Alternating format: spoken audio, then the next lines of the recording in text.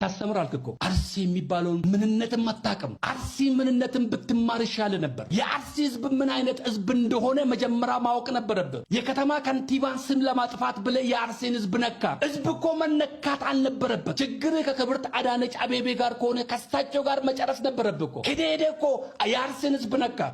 የአርሲን ህዝብ ስትነካ እነ ቀነኒሳ በቀለ ለምን አታስታውስም ነበር? ከአርሲ እኮ ነው የመጡት። የኢትዮጵያን ባንዲራ በዓለም ላይ ያውለበለቡ ኢትዮጵያን ያሳወቋት በ5000 በ10000 ኃይሌ ገብረስላሴ ከየት ነው የመጣው? ዛሬ ለስንት ወጣቶች እንጀራ የከፈተው በዓለም ላይ የኢትዮጵያን ህዝብ ያስጠራው ኃይሌ ገብረስላሴም ከአርሲ እኮ ነው። ደራርቱ ቱሉን ለምን ረሳት? የመጀመሪያው የአፍሪካ ሴት እኮ ነች። ሜዳሊያ ያጠለቀችው ኢትዮጵያን ያስታወቀችው እኮ እሷም ከዛው ቅልጥ ካለ አርሲ ውስጥ ነው የመጣችው።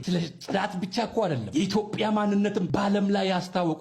የዲባባን ቤተሰብ ጥሩነሽ ዲባባን እንዴት ረሳል? እጅጋዮ ዲባባን እንዴት ረሳል? ገንዘቤ ዲባባን እንዴት ረሳል? ቅልጥ ካለ አርሲ ውስጥ እኮ ነው የወጡት። ኢትዮጵያን በዓለም ላይ ያሳወቋት። ስለ ሽንት ቤት ብቻ ነው አንተ የምታወራው? ፊልድ ማርሻል ብርሃኑ ጁላ የመጀመሪያው ፊልድ ማርሻል በኢትዮጵያ ቅልጥ ካለ አርሲ ውስጥ እኮ ነው የወጡት እሳቸው።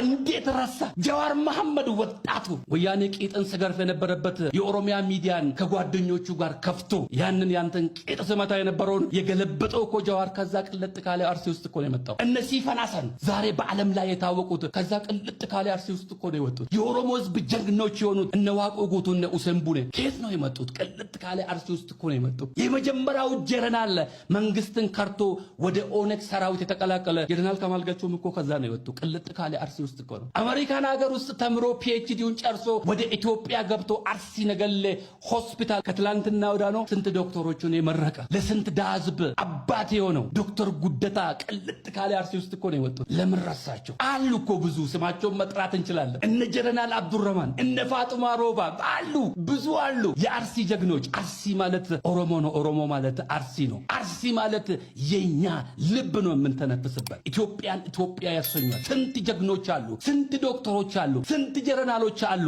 ስንት የዚህን ህዝብ ስም ያስጠሯል አሉ፣ ብዙዎች አሉ። ስለ አርሲ ስትናገረ መጀመሪያ ስለ አርሲ ማወቅ ነበረበት። ስንት የተከበሩ ጀግኖች የወጡባት ምድር፣ የኢትዮጵያን ህዝብ ስንዴ የምታበላው ገብስ የምታበላው የምድር ገነት የሆነች አርሲ ትነቃለህ እንደ አንተ? ኢትዮጵያን ስለማታውቃት ነው። ገና ታብዳለህ። አርሲ ልባችን ነው።